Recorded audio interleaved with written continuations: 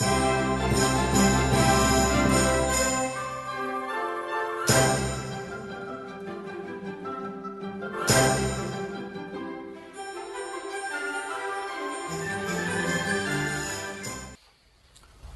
Maria, and welcome to this episode of Marian Shrines of the World. Today we travel to the Bay of Kotor, on the coast of Montenegro, to the town of Perast, one of the best preserved medieval towns in this part of the Mediterranean.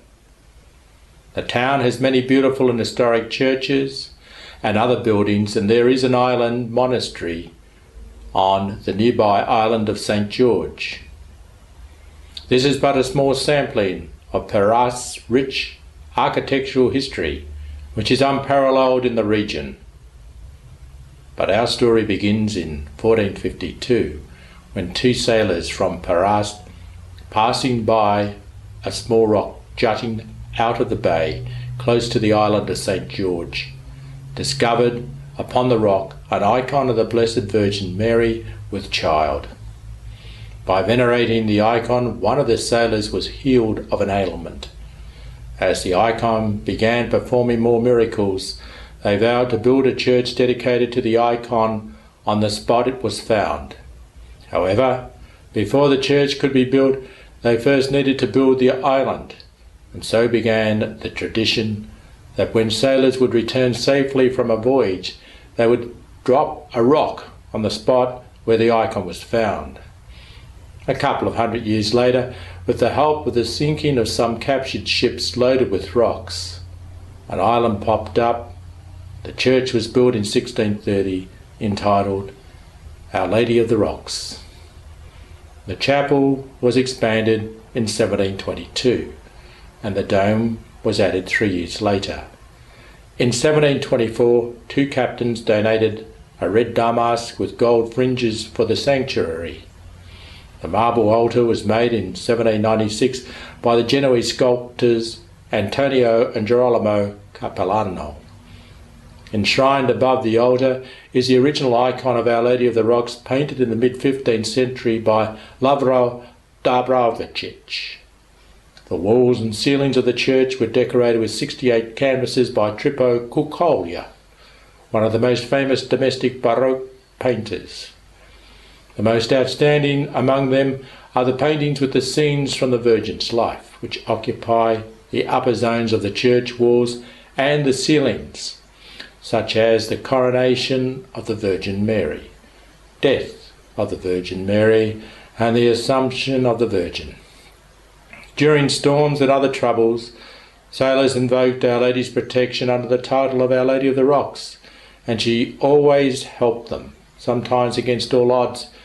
Wishing to thank Our Lady for her help, some 3,000 little votive tablets of gold and silver relief representations of ships were given to the shrine and placed on the interior walls in between the paintings. Today, these treasures alone give the chapel a rich historic significance worth travelling to see. The chapel walls display maids' garlands weaved with artificial white flowers, which are worn by brides in and around Perast on their wedding day and are placed in front of the Madonna after the ceremony.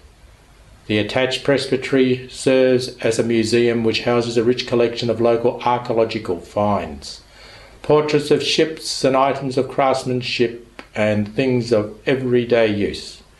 Probably the most famous and valuable exhibit here is the embroidered tapestry of Our Lady done by Jacinta Kunik Mirjovic in 1828. Apparently, she spent her time making it while waiting for her husband to return from an exposition at sea. In taking her 25 years to complete the silver and gold tapestry, and what makes the tapestry so famous is the fact that she used silk and even her own hair to weave it. There are two stories about what happened to her. One says her husband got back when she finished it. The other says she died waiting for him. To mark the beginning of construction of the island of Our Lady of the Rocks, July the 22nd, 1452, a unique festival called Fascinada, the fastening, is held every year on that date.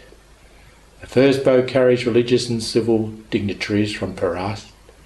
They are joined by other boats from Perast and surrounding villages, connected together and filled with stones. It is traditional that only men take part in this, and that all the boats are rowed. At a certain point the boats are untied and the stones are thrown into the water in those spots where they are most needed to secure the island. In keeping with tradition, church bells ring to welcome the boats. After that, the rosary is prayed in the church. Okay, chances are most of you probably won't hop on a plane and rush out to visit this beautiful shrine in Montenegro. But, as with the other shrines to be presented in this series, you should at least do a little research on your own into the wonderful places we have in the Marian Shrines of the world. And Our Lady of the Rocks makes a great start. Ave Maria.